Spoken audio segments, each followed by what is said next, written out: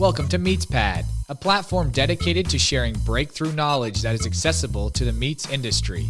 On each episode, we will hear from meat specialists and professionals to talk about numerous topics in meat science, including animal welfare, meat production, meat quality, food safety, and so much more.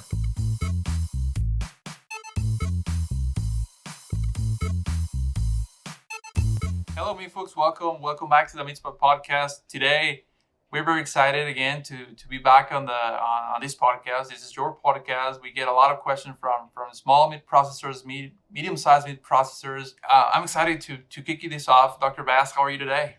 I'm excited as usual, Francisco. We have, this is almost turning into the Dry Age podcast because it keeps coming back to those discussions, and it's interesting the direction we're going to go today. A lot of folks out there know that I do a lot of dry age research in kind of the more traditional sense, but it's time we investigate a little bit a modern take on dry aging, and that's why we have Thea and Armando from UMAY Dry, and they're joining us today to talk about their product, the DryAgePro. Welcome. Thanks. Amando is actually a Japanese name. It's not Spanish. Oh, Amando, not Armando. Yeah, that's always a fun one for sure. It's okay. When people read it, I get Amanda all the time as well. So, my Spanish gosh. or female. This is why we should have spelled it out everything beforehand. Oh my goodness, we would have corrected a lot of. No worries, Phil. So, well, He's hey, oh yeah. Well, and we do that intentionally just to lighten the mood a little bit. Absolutely, obviously, right? So, well,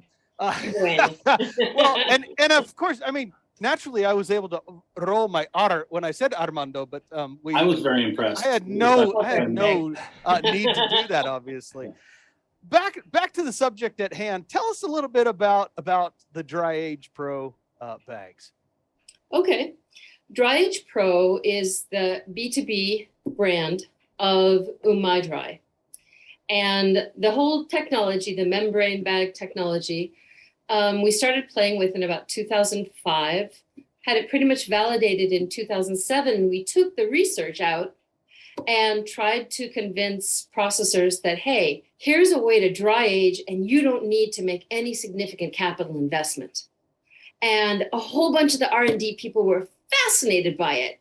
They're like, oh, awesome, dry aging, bigger margins and everything, and something to play with, right? They loved it. When it came to actually selling it to the higher ups in the company or the sales team, they're like, wait a minute, we have to hold this meat on the shelf for how long? And a lot of the operations didn't want to hold on to the money that long to have it increase in value. So as a consequence, the original membrane bag kickoff in 2007 was for processors. We had some uptake, but not enough to really justify a business. So we launched a website as a way to, give us more presence and a way for people to find us. And our web designer said, why don't you put some PayPal buttons on here? And I'm like, well, why? It's 2008, I think, at that point. And he's like, well, I think the product is cool. Maybe other people at home will. And sure enough, we had a sale in like a week to 10 days. And we had no packaging, no instructions, certainly no videos or anything. But the consumer brand took off. And so the consumer brand, we ended up naming UMAY Dry, which UMAY in, no connection with Japan, but UMAY in Japanese means either skillful or tasty. And so rhymes with dry, sounds pretty good. And then in 2013, we kind of backed up and said, you know what? We really need to have a proper presence for the commercial users as well. So we developed a separate DryAgePro brand and website and got some better, some scientists to talk about the product. So that's where it started. We were talking earlier about how this started, and a long time before I started my master's and PhD in K-State, 2005, you were telling us that this started in a research project with Dr. Han as just starting how to just evaluate or validate these bags. Can you tell us a little bit about this story and the background of how this started? Yeah, the product is a little bit like Post-it glue. Post-it glue was an accident, and then they found a use for it. This material wasn't exactly an accident, but it was invented without really an application. And so the manufacturer that we work with in Europe had this bag, and he's like, can we use it for medical purposes? Can we use it for food purposes? Can you smoke in it? And we heard about it at a meat conference, knowing this vendor for other products that they make. And they were like, do you have any ideas? And so we're like, well, maturing beef is something they do in England. Dry aging, it's kind of dying out in the US at that point, right? But maybe people would be interested. And so we did a little research. We located Dr. Hunt, who was creating the state-of-the-art, open air dry aging technology. And we just asked him, would you be willing to test this bag and see how the results compared to open air dry aging? And he was extremely skeptical, but he was very open to, exploration. That's what a scientist does. And so he and some of his grad students took it on, and they were amazed that you could put meat in this seeming plastic bag and have it dry at the same rate as open age without cross-contamination, without a high buildup of anaerobic bacteria inside the bag, and with significantly less trim loss. And you don't need a drying room. You just need, a humidity-controlled, consistent temperature area. So that's where it started. So the technology, just for the listeners out there, it looks like a plastic bag, and I want you to elaborate on this a little bit too. But so it looks like a plastic bag, a traditional vacuum package type bag, but it is more of a membrane that as you've mentioned allows for moisture to pass across. Is that right? Yeah. Do you want to describe how it differs? Yeah. So feeling-wise, from a vacuum bag? It's a little unique. I think the easiest way that I find to explain it to people is, are you familiar with a food saver bag? And they say yes. And I say, well, this is a bit like that, except it's not thick plastic. It feels a little bit thinner. You can definitely feel the difference between the two. There's a little more texture and nuance to it. And the key part to really bring across to people is that it's not a vacuum seal bag, right? You can put it in a vacuum sealer and it'll seal in a vacuum sealer, or you can immerse it into water and you can do the kind of Archimedes method to take the air out, right? But you just need that firm kind of grip onto the meat at first, and then you let the myoglobin and everything else, the kind of meaty juice on the outside of the meat, bond a little bit, and then it just starts to dry. And so the oxygen exchange between the two prevents certain things like botulism from growing, right? You don't want that. So you have to really stress that it's not a vacuum seal bag for HACCP purposes and such. And it's just so dang easy to use. I mean, I come from a background of being a professional chef, right? And I mean, I worked in really nice kitchens that had our own dedicated walk-in cooler just for dry aging, right? And it was the old-fashioned way, right? Where you have to take everything out a couple times a year to bleach the walls kind of thing because it got stanky.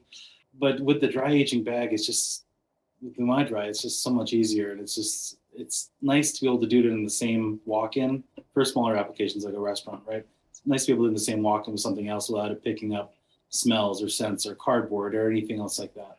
So convenience. So okay. So there's definitely the convenience aspect of it. You don't necessarily have to have a dedicated dry aging room, which is definitely how a lot of the commercial operators will be using or creating dry age product in a more traditional sense.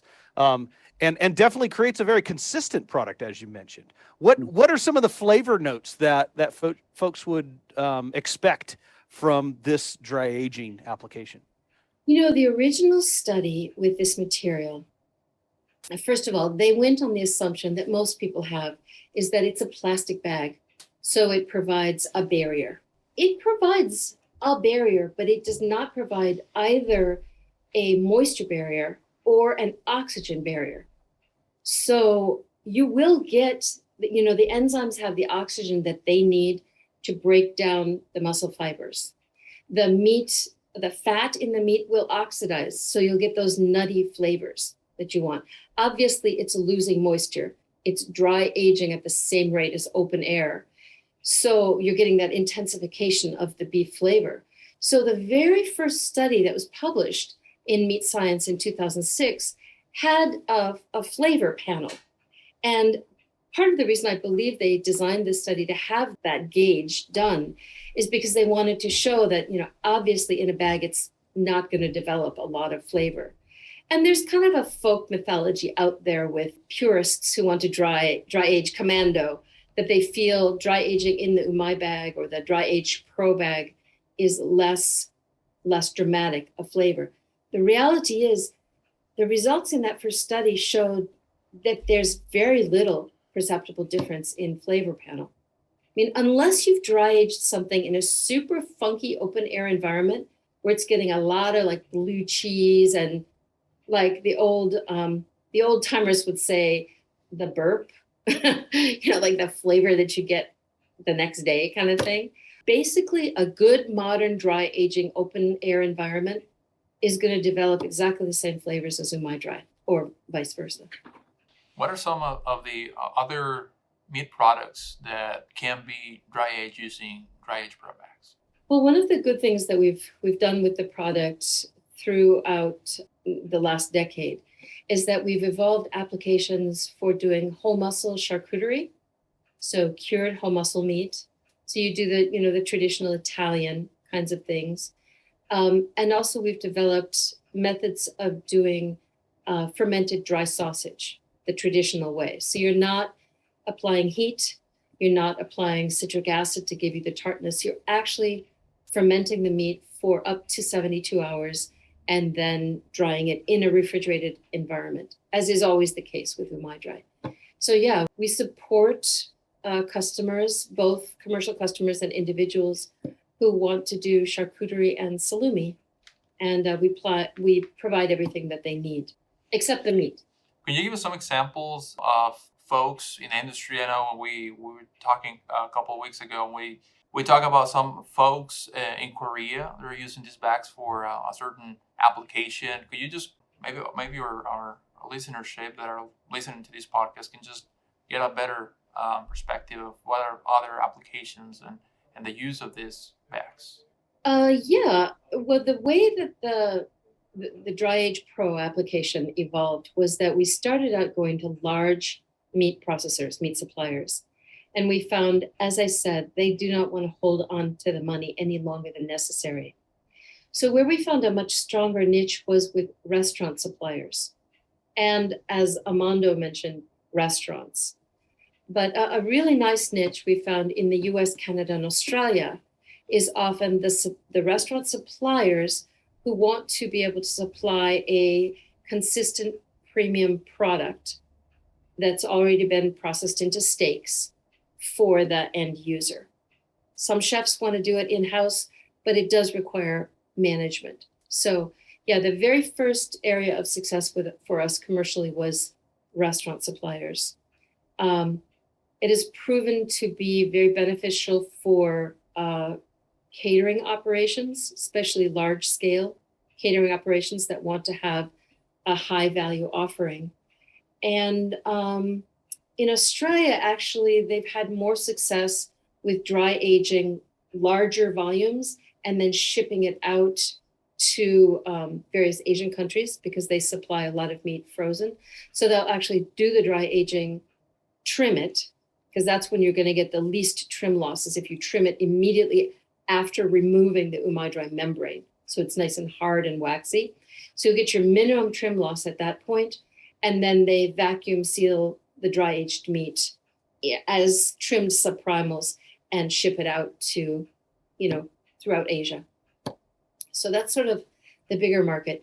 The South Korean market is a newer market for us, but it kind of follows the pattern of a larger sort of visionary meat supplier having an idea about how they can offer something that would otherwise require a significant capital investment to embark upon. That's kind of leading to the next question. We talk about the vacuum seal misconception that some folks have used the bag and vacuum seal it, that you don't have to necessarily do that. Can you please tell us about this new, I would say, launch of this Ziploc type bag? So I don't know. I think this will solve some of these issues, or kind of understand the whole idea of these bags as not vacuum seal bags.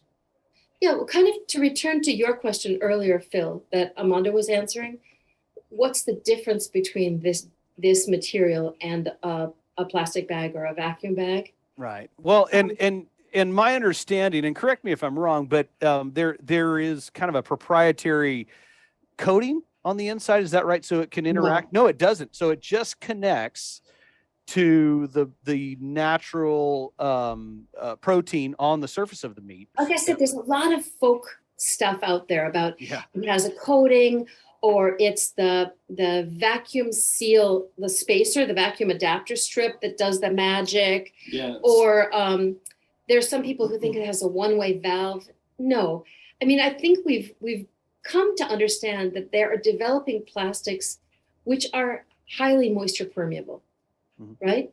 So this bag is a combination of polymers. It is obviously a proprietary combination, just as all plastics are, right? And this particular combination enables moisture to be released through the bag, not through a mechanical means, but through a chemical means, right? So there are plastics in there that provide stability, and there are plastics in there that allow for permeability. So when we say moisture permeable, it can go both ways. I mean, it's simple osmosis. If you fill that or open that bag or fill the bag with air and dip it in water, eventually moisture is going to permeate inside the bag, and you'll pull it out and you can pour water out of it. You know, if you put a wet paper towel into the bag and seal it up, the paper towel will be dry in a couple of days. You know, it's a simple, genuine membrane in that regard. Where we've run into problems, which is what Francisco has alluded to, is that as long as you tell people to use a vacuum sealer to apply it, which was really only done so that you can easily draw the air out and bring it into best contact with that myoglobin coating on the meat, right? But when you employ that piece of equipment, people immediately equate it with, you know, the whole Bible of concern about anaerobic packaging, right? You know, oxygen barrier bags and anaerobic bacterial growth, and, you know, it just sends off alarms everywhere. The fact is, this material has proven to have very little anaerobic bacterial growth, and the overall bacterial load on the meat of aerobic and anaerobic after dry aging in the bag versus open air is less, right?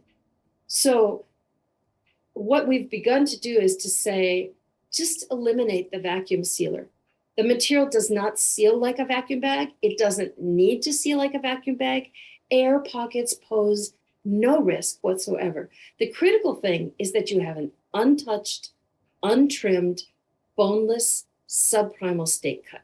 You know, if you have a nice, gooey piece of meat and you slide it into this bag and you zip tie it off after just pressing it into good contact, you're good. If you've got, you know, only 75 to 80% of the meat in contact with that membrane, you're good to go. And as the meat shrinks, especially with the charcuterie and the salumi applications, as the meat shrinks, the bag is not like a natural casing. It doesn't shrink together with the meat. It will just release. And so you get more air pockets inside. But as long as you have it in a, you know, well-controlled, humidity controlled environment with a consistent 34 to 38 degree temperature, you know, 1 to 4 degree Celsius temperature range, you're not going to have any problems. Yeah, well, and I appreciate the, you know, this is the funny thing about our business. We're storytellers, obviously, and we and not just Francisco and I. It's the whole meat business, and the story of of the coatings and the necessity of having to have a vacuum package. I mean, we see these bags. I've seen them, and they look very much like a traditional vacuum packaging bag, but clearly they're not. And I really appreciate you kind of clearing that up for us and walking the folks through the proper use of these bags and the variety of uses of them. I do like the part the message that you're portraying of the yield will likely be improved over traditional dry aging, and you won't have quite as much to trim away later on. And so definitely some great opportunities with this technology. Phil, if I could add, in my first couple of years of testing the product in a lot of different meat facilities, the anecdotes that I would often hear from the people who work on the floor are, first of all, this bag is weak because it's a single layer flexible membrane, right? They're like, the bag is weak. Like, yeah, it's a membrane. It's not a vacuum bag. It sure isn't a cryovac, bone bag, right? Right. So that was the first thing. The second thing was, when you get those old timers who are trim and dry age, and they've been doing it for years, and they got their, chain metal glove and all this stuff, you throw a subprimal piece of meat that's been dry aged in UMAY Dry in front of them, and they're like, wow, this is really easy to trim. The bark still has this flexibility. And it basically, like I described about being like wax, it basically chips off like wax, and it's super easy for them to trim. So a lot less trim loss. Yeah, there's a lot of great information. I think the misconceptions out there that we have seen and that we observed with meat processors and also consumers definitely will help just to get to know the bags, what they are, some of the products that could be used, and yeah. So I'm running out of questions. Do you have something else to add, Dr. Bass? Well, I just really appreciate Thea and Amando for joining us today. Tell us a little bit about your background, if you don't mind. We like to ask that of our guests. Tell us a little bit about your background. How did you get here? So we're a family business. Okay. My professional background was I was a professor of intercultural communication, so cultural anthropology. I love learning new things. And I got tired of teaching. And I just happened to have a friend from college who was very interested, had a million different business ideas, but had a 9-to-5 job that he really put his time and effort into. And I was so eager to get out of teaching that I decided to start doing the footwork for the product. And so I started going into, meat plants and running tests. And for me, it was just another culture to learn. And so that's how I got into it. And then started, like I said, building the company up the more I was learning.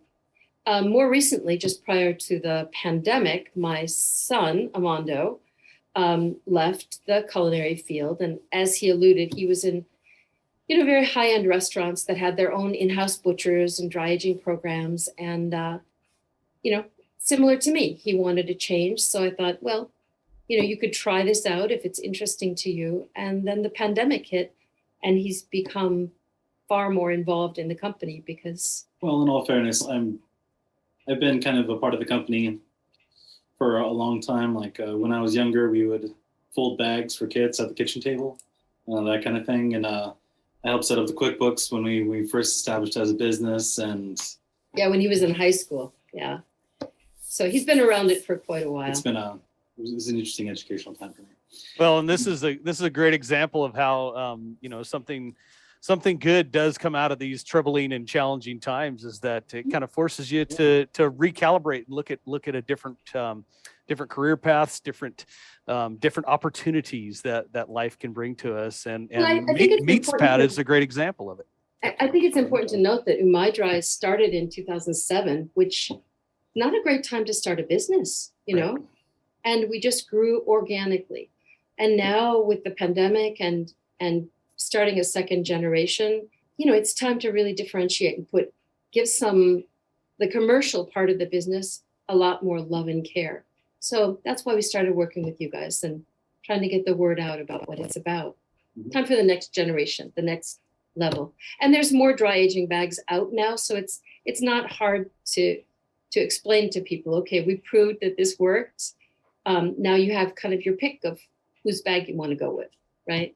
Plus, we get to say that really cool part where we brought this to market, you know? It just makes us feel all warm and fuzzy inside. Absolutely. Yeah, absolutely. The original dry aging bag. Awesome. No, I think this is great. I think there's a lot of things that, again, that were misconceptions for many folks, and I believe that this episode will bring and clarify all those questions. Thank you a lot for joining us today. I appreciate your time and support, and well, hopefully in this year, 2022 will be a great year for everyone, and so thank you for joining us. Thanks, Phil. Thanks, Francisco. We appreciate the opportunity. Thanks, guys.